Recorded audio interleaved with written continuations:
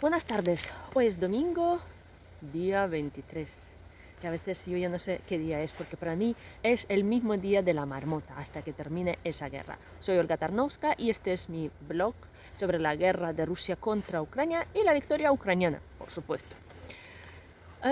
Ayer, el día 22, era uno de los días más duros de los bombardeos rusos.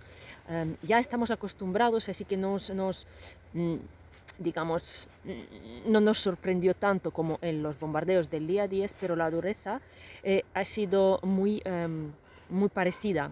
Y el acierto también a los objetivos de la infraestructura civil ucraniana también importante. Entonces, ayer, tras el bombardeo de las subestaciones en varias regiones ucranianas, básicamente o occidentales, como Rivne, Lutsk, Cherkasy y también Mykolaiv, Odessa, Khmelnytsky. Entonces, todo esto juntos supuso la desconexión de 1,5 millones de abonados, o sea, familias o puede ser empresas, de la electricidad. Entonces, en esas regiones hubo un apagón y en algunos todavía siguen reparando todos los daños.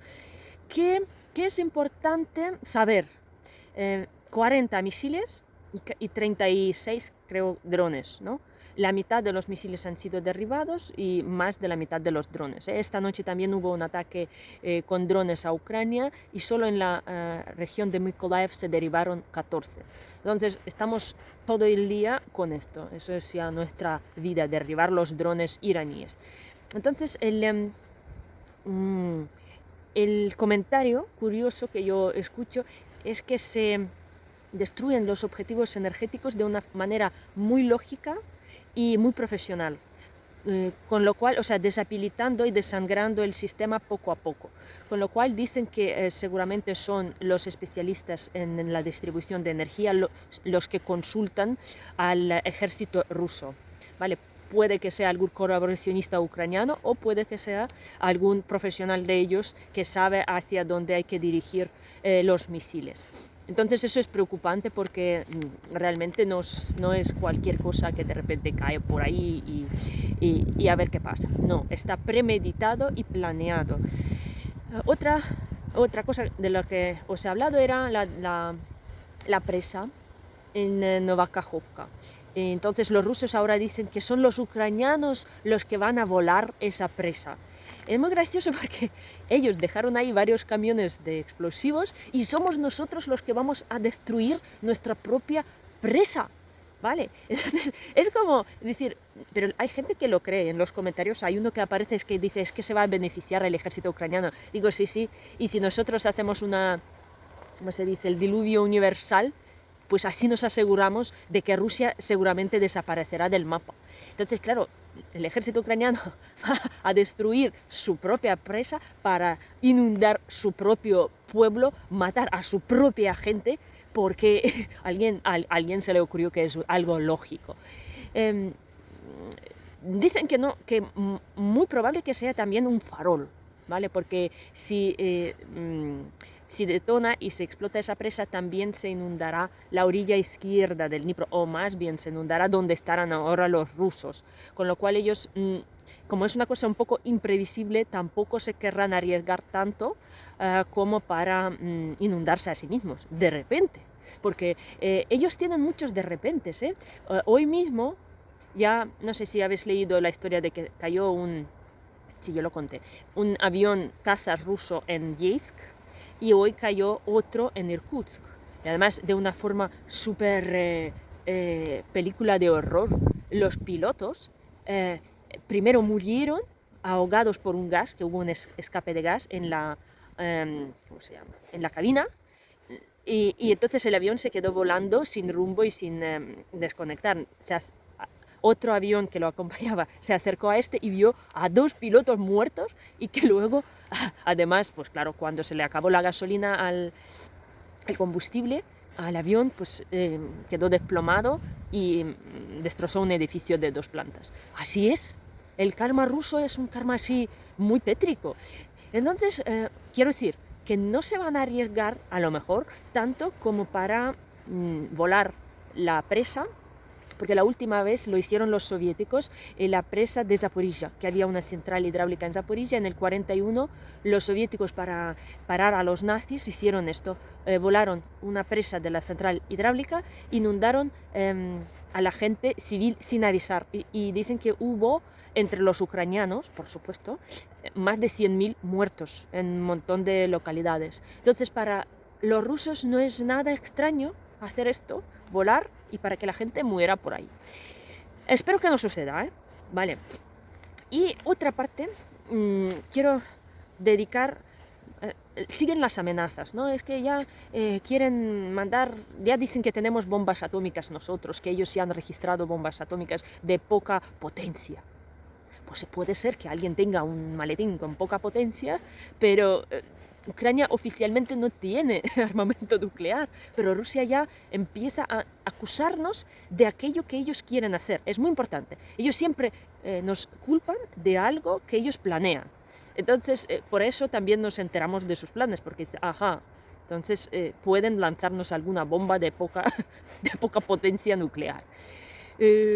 Pues dicen que hay posibilidad de bombardear los puentes de Kiev con esto, que no creo. Y también en Bielorrusia han desconectado las cámaras de registro de carreteras. La última vez que lo hicieron fue el 14 de enero, creo, cuando entraban, enero o febrero, no me voy a mentir, creo que febrero, cuando entraban las columnas y los convoyes rusos, para que no se registre qué cantidad de maquinaria militar entraba al país. Entonces puede ser que Rusia sí que aumente su presencia en Bielorrusia y que intente pues hacer algún tipo de movimiento ahí. Creo que la situación militar para el día de hoy está más o menos controlada. Sí que ya llevamos a 67.000 muertos rusos aquí, los soldados. La cifra cada día aumenta y hay mucha... hoy, por ejemplo, han volado un hotel. Hay mucha guerrilla, ¿vale? De repente explota un hotel en Energodar. Energodar es el sitio donde está la central nuclear de Zaporizhia, donde vivían los ocupantes, ¿no? O de repente pasa no sé qué, no sé dónde. Entonces, todo esto, las fuerzas de sabotaje ucranianas que también son muy eficientes en esa guerra, y yo creo que van a merecer un libro aparte. Bien, entonces, lo que yo quería comentar es el tema de las negociaciones de paz. No sé si sabéis, Ucrania está negociando la paz con Rusia desde el día 4 de esa guerra. La primera ronda de esas negociaciones tuvo lugar en Bielorrusia, fueron nuestros representantes. Putin mandó a la gente que ni su padre les conocía, vamos, y ahí empezó. Pero como os digo, luego se pasaron a Turquía. Ayer otra vez Erdogan ha dicho que Putin está mucho más flexible hacia las negociaciones, y él está intentando promover ese gran encuentro. De hecho, Zelensky ya hizo un decreto, yo creo que también para sí mismo, ¿no? Para no tener esa gran tentación de sentarse a negociar con Putin, que con Putin Ucrania no negocia nada, se negociará con el próximo presidente, ¿no? O quien sea, o dictador, porque ese país no sé si va a tener presidente. Bueno, entonces, Ucrania estábamos teniendo todas esas negociaciones, pero no era negociación, era que Rusia te viene y te dice, mira, el mío es Crimea, Zaporizhia, Gerson, Lugansk, Donetsk y eso, cinco regiones, y ya está. Y tú además te desmilitarizas, me escribes que jamás vas a meterte en la OTAN y no sé qué, no sé cuánto. Entonces, en las negociaciones estilo Putin, él te dice lo que tú tienes que hacer. De hecho, Putin ni siquiera reconoce la soberanía de Ucrania. Entonces, él no quiere incluso negociar con Zelensky, quiere negociar con Biden sobre lo que va a hacer en Ucrania, ¿no? Entonces, y le dicen, mira, tú si quieres negociar con Ucrania, entonces a él se le descuadra el mundo, porque él tiene que negociar con Ucrania sobre la paz o la guerra en Ucrania. Y es un cambio de realidad muy gordo que él todavía no ha asumido, porque después de la derrota en Kharkiv, Scholz habló con Putin y le ofreció capitular y retirar todas sus tropas a las fronteras del año 91, o sea, a la frontera antes de la guerra de 2014, porque la guerra empezó en 2014. A lo que Putin, entonces, a cambio de quedarse al poder, de que el Occidente lo aceptará en el poder. Putin, por supuesto, hizo caso omiso a esas negociaciones. Entonces, Rusia quiere paz, como yo he dicho muchas veces, apenas para reagruparse y seguir la guerra. Quiere tregua, no quiere paz. ¿Vale? Entonces quiere que Ucrania deje de dispararle porque Ucrania está avanzando y está retomando sus territorios. Entonces, cuanto antes Putin declare la paz, más territorios se van a quedar porque cada día son menos y menos territorios, porque su ejército ya no avanza, solo retrocede. Entonces, y además, más gracioso que él junta en sus estos los territorios que ni siquiera controla. Porque, por ejemplo, ni Zaporizhia ni Gerson no son enteramente ocupados por él, pero él los anexó, ya los metió en su constitución y ya está. Entonces, yo simplemente digo que eso es lo que Putin vende a todo el mundo y los pacifistas defienden, eso es ridículo, no tiene nada de paz. Es legitimizar su guerra y quitarle la responsabilidad, porque claro, en el caso de una negociación normal, el país agresor tiene que retirar su ejército, pagar reparaciones, castigar a los criminales que cometieron genocidio, etcétera, etcétera. Entonces, eso es lo que Rusia quiere evitar, la responsabilidad por destruir nuestro país. Y Ucrania no se lo puede permitir, ¿vale? Entonces Rusia quiere quitarse las sanciones, porque pesan. Y quiere quitarse las sanciones a los oligarcas, porque es lo que les pesa a Putin, que la gente, que se le muera 1 millón de personas o en la guerra o del hambre, le da igual. Pero la gente que está en su poder, que están ahí con sus fortunas congeladas, ayer salió, voy a encontrar el vídeo que está en inglés, el hijo de un oligarca rusa, Friedman, que además tiene aquí empresas, porque es de Ucrania, pues está diciendo que es tan injusto que se le congelaron sus cosas, sus tarjetas de crédito ilimitadas, porque el niño de 22 años vive en Dubái, tiene un avión entero para él, o sea, y él dice que es injusto, porque él tiene familia en Ucrania y él en sus redes sociales también escribía a partir del día 24 que él está en contra de todo esto. Jolín, es muy gracioso, ¿no? Entonces hay que salvar a los niños de oligarcas rusos. Es importante, ojo. Y, por supuesto, blanquear la imagen de Putin, ¿no? Ahora Putin es humillado, es un paria, ¿no? En Samarcanda lo humillaron incluso sus aliados, lo humillaron China y India en las negociaciones, ¿no? Le mostraron su lugar.